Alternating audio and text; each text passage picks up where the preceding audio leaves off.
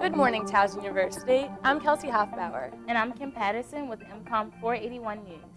As students anticipated finals week with just 3 days left of classes for the fall semester, a harsh snowstorm hit Monday night, leaving the university no choice but to cancel classes on Tuesday. Students were bittersweet about this cancellation. Although they had a snow day, review sessions for finals were canceled.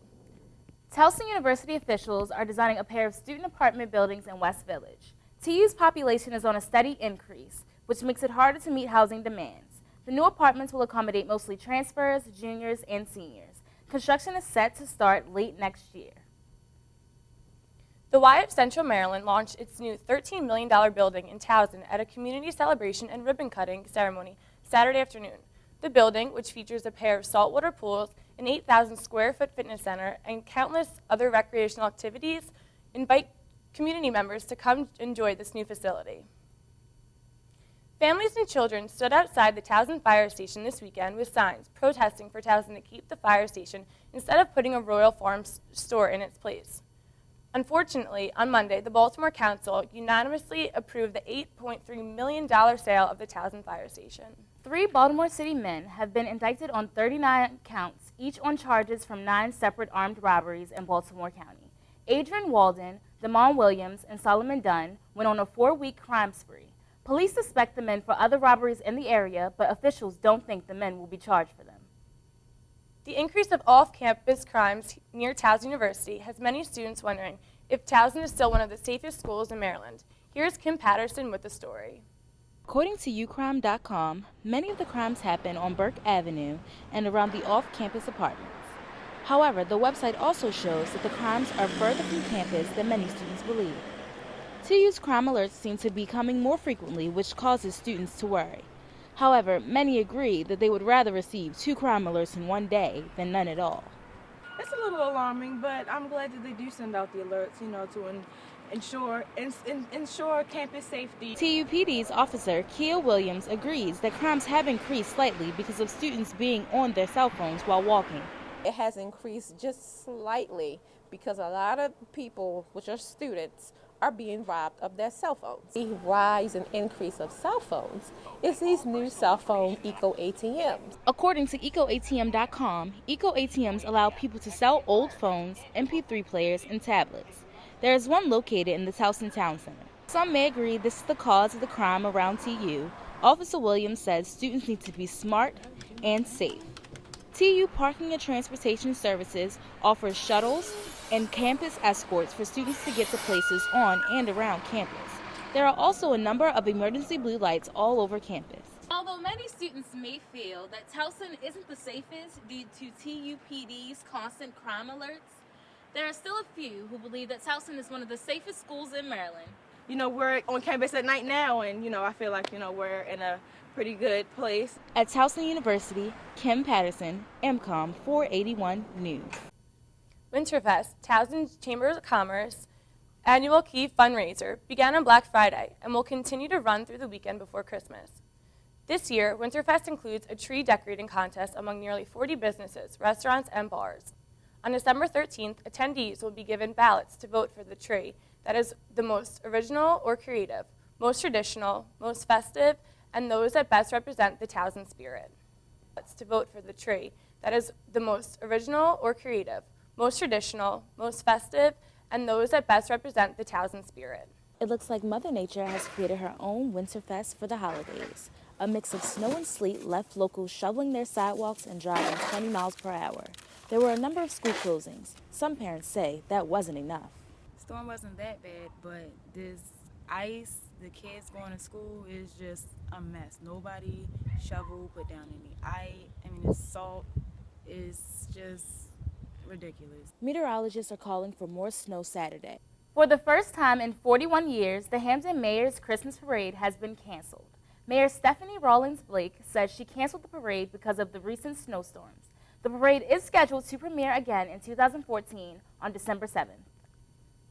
When we come back, Ben Rosenbaum will recap the recent news in Towson sports. Here's one sports injury that's easy to see. What's not so easy to detect is a concussion.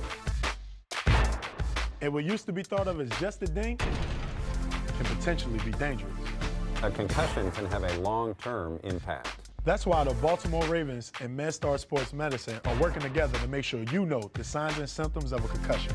For more information or for baseline testing, call 888-44-SPORT. When in doubt, sit it out. If someone asked you, what makes your world go round, what would you say? I love playtime. Baseball! I love Da Vinci.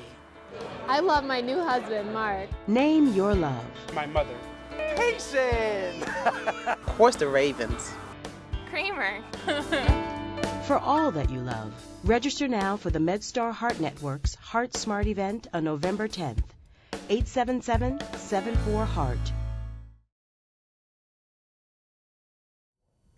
Welcome back, Towson University. We're going to catch up with Ben as he recaps on some Towson sports. Thanks, Kim. The Towson Tigers are back in the FCS playoffs. Towson faced the Fordham Rams at Johnny Unitas Stadium in the second round. After being tied at halftime, Towson would blow the Rams out in the second half, led by their senior quarterback, Peter Athens. Towson would win 48-28. Athens threw for over 300 yards and 3 touchdowns. Towson's star running back, Terrence West, has gained national recognition for his play this year. West was named one of the 3 finalists for the Walter Payton Award, which recognizes the top player in the FCS. West is the top rusher in the country with over 1,800 yards, as well as the most touchdowns scored. The winner of the award will be announced December 16th. To the basketball court, the Tigers are undefeated when playing inside the new CQ Arena and look to defend their home court against the Knights of Central Penn College. The Towson Tigers undefeated at home hosting Central Penn College, and this one wouldn't be close. Early on, Benjamin finds Parker Rivera for the dunk, and the Tigers are off and running. Later, Burwell drives the lane, gets an easy lay-in off the glass. Then Towson on the break. Parker Rivera is going to finish with a monster jam. Towson wins big, 102-72. Towson's acting department is also on fire these past few months. Check it out, and here's Ben Rosenbaum with the story.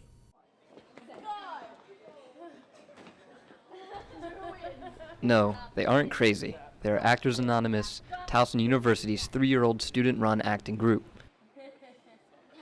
The group's purpose is to be an outlet for non-theater majors to get together and act. The group is beginning their rehearsals for their production of Agatha Christie's The Mousetrap, which is the longest-running show of the modern era.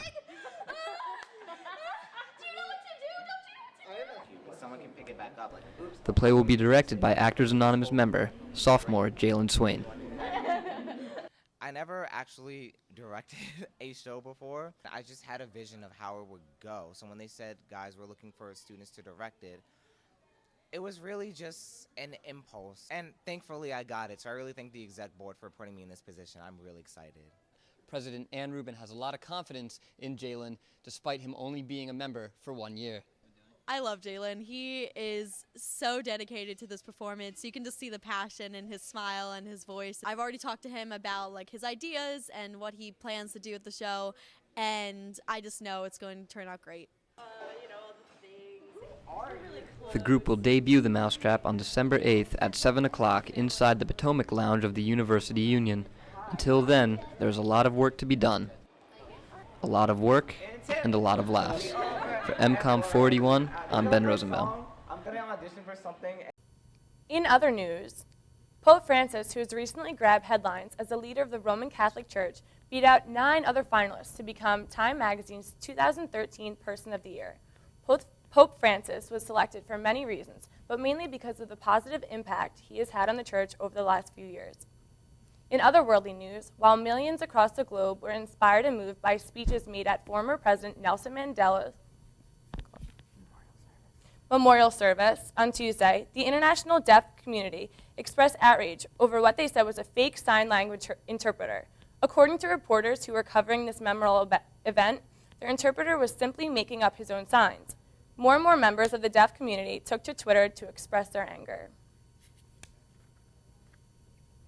For the 4th year in a row, Disney's Anne Sweeney has been named the most powerful woman in entertainment by The Hollywood Reporter. Sweeney is a co-chairman of the Disney Media Network and president of the Disney and ABC Television Group. Other women who have exceeded the list this year include Oprah and a few honorary stars, including Miley Cyrus, Taylor Swift, and Rihanna. Officials say that speeding was a factor in the death of Fast and Furious actor Paul Walker. The Los Angeles County coroner says Walker died from combined effects of traumatic and thermal injuries. Universal Pictures announced that production on Fast and Furious 7 will be shut down for a period of time. Thanks for tuning in once again, Towson. I'm Kelsey Hoffbauer. And I'm Kim Patterson, and this is MCOM 481 News.